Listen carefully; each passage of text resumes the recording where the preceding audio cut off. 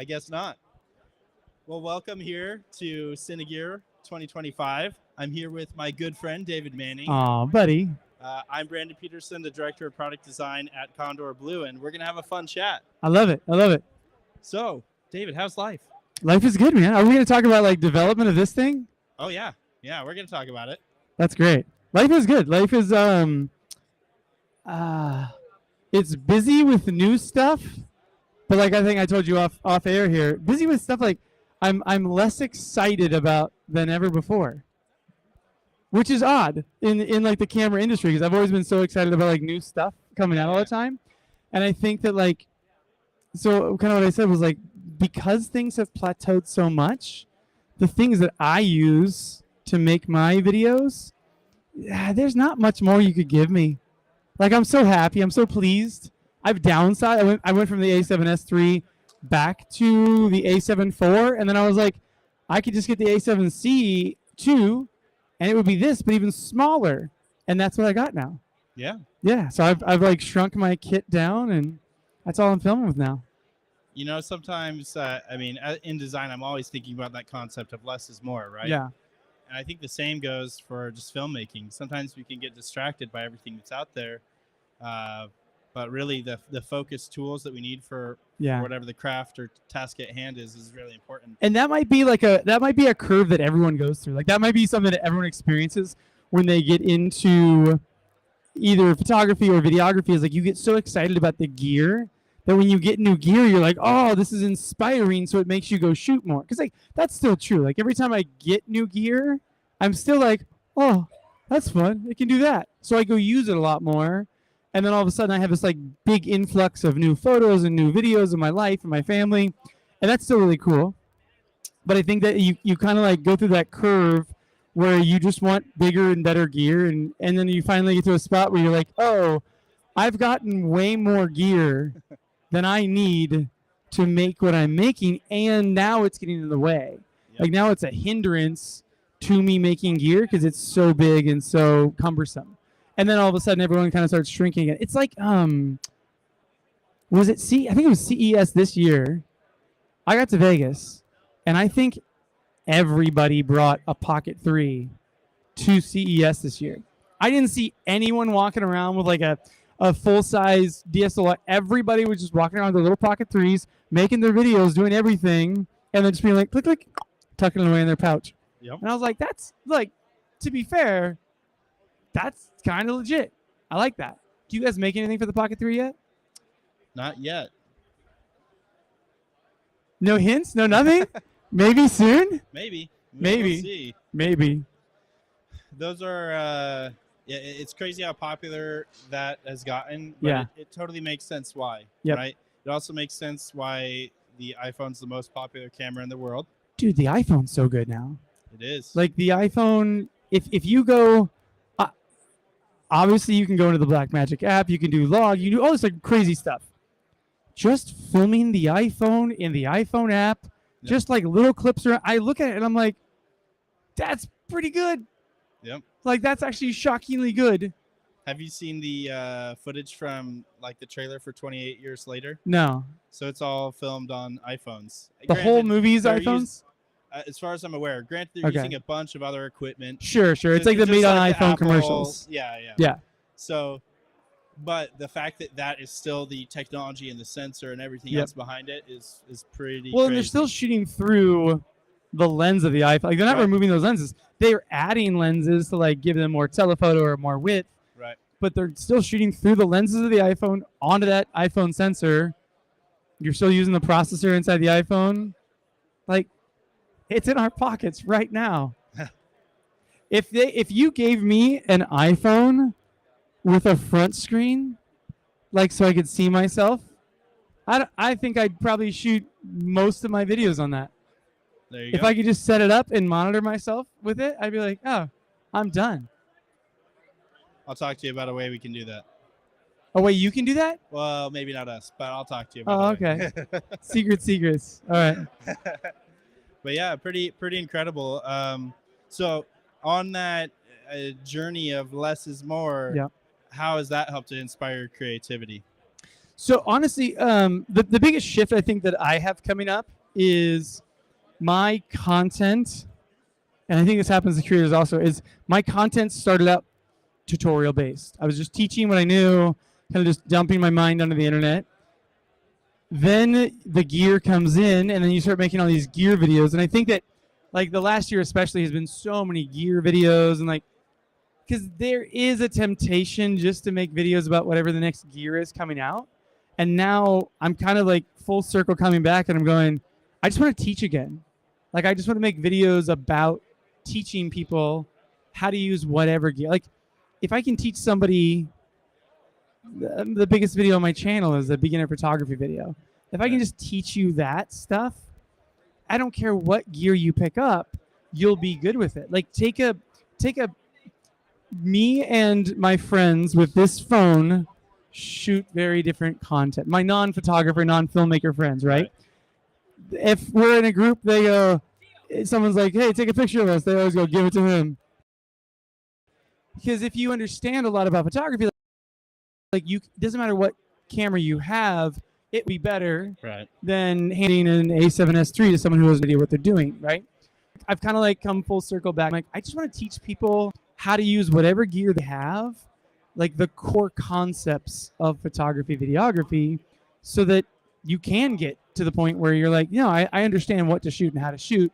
Doesn't matter what camera you give me, it's going to look pretty good at least, right? Yep. So yeah, I think that's kind of like what's inspired that is like, because I burnt out on gear, and I'm like, I kind of told you, like, everything that comes, the FX2, it's just an A7 IV that became an A7C II, and now it became an FX2. It's like the gear isn't getting drastically better because we've kind of hit that limit, and now it's like the form factor shifts to what you're using it for. So like, what's more important than ever now is, hey, the gear's not going to get much better. Like, we're peaking. Now you got to get better.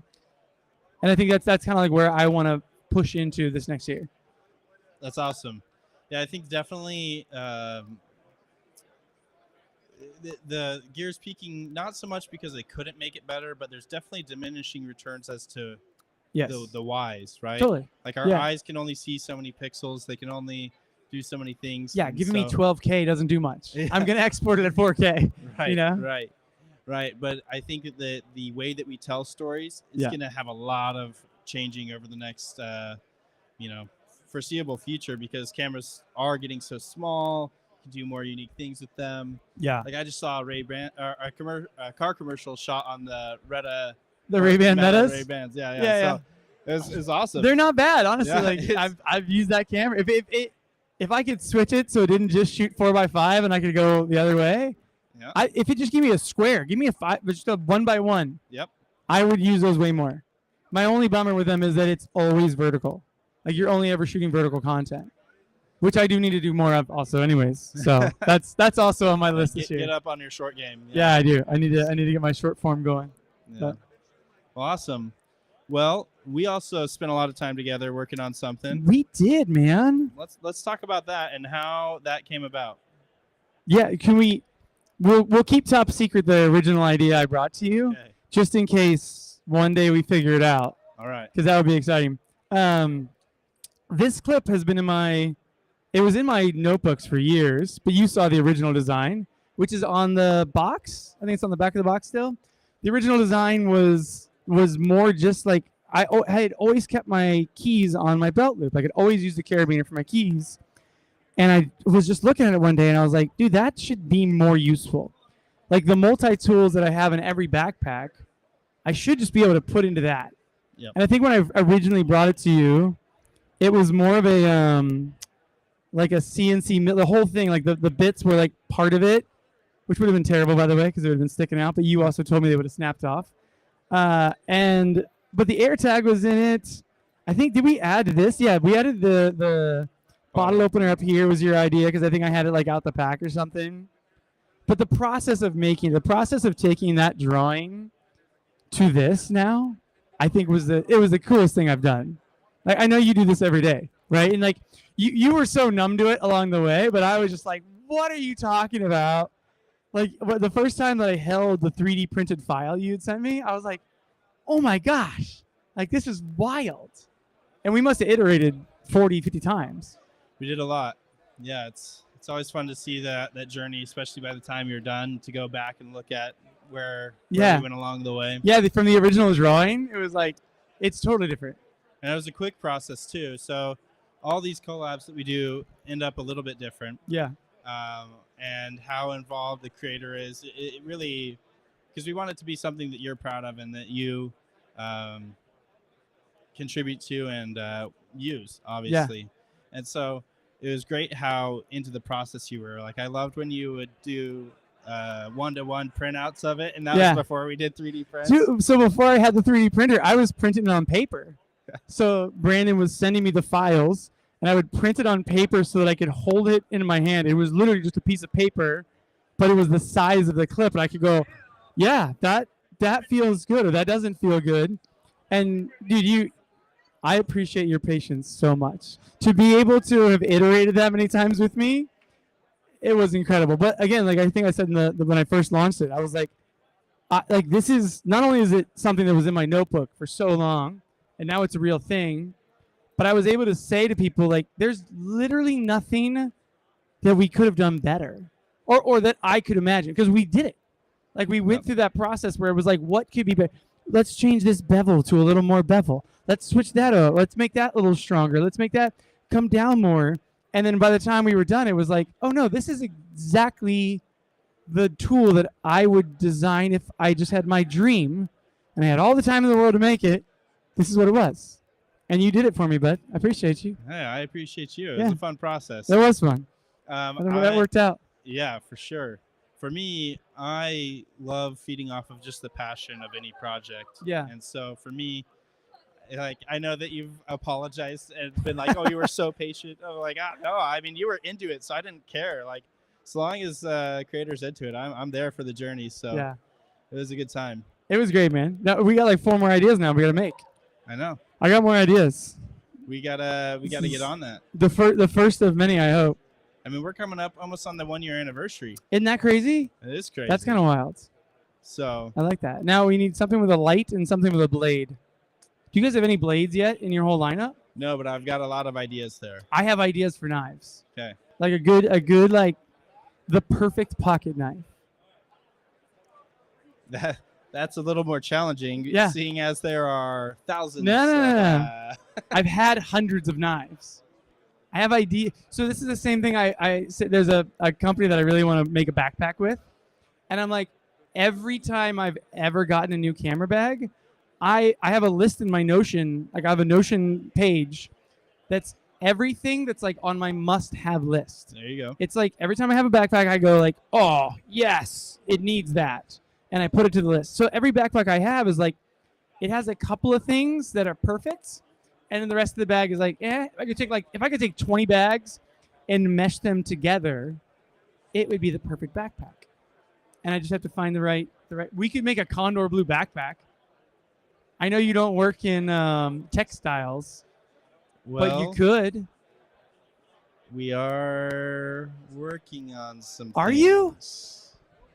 They didn't call me about it. Well, I have ideas. I got a whole notebook. I'll say these things are softer than our other products. Softer than our other products. Just as good in how it will come about, and I'm really pumped on it. So that's wonderfully cryptic. That was good. There's more to talk about for sure. Okay, yeah. We'll talk more offline. Yeah, probably not the best in a live scenario. Right, on the live stream. We'll just whet the appetite for now. The teasing though is great. Hey. Condor making soft goods. Softish goods. Softish. I like that. We shall see. All right, I'll take it. All right. Well, anything else you want to chat about? No, I want to go see CineGear. I'm gonna go explore. Yeah. Go find out what's up. It's a great day out there, so let's get after it. Yeah. Thanks, Great buddy. chatting, David. Always a pleasure. Hi, everybody. You're the best. Ditto. And if you haven't gotten one yet, EDC multi-tool clip, Condor Blue. Who ends the live stream? Are we still live? I don't know. Should we just hang out on the live? I wish we could take questions from the live stream. Is this what it's like to have like AI be the operator? Where you're like, I don't know who turns off the camera around here. Oh, does it turn off? No, we're just live. We just stay live. We can just stay live. And done. All right, done.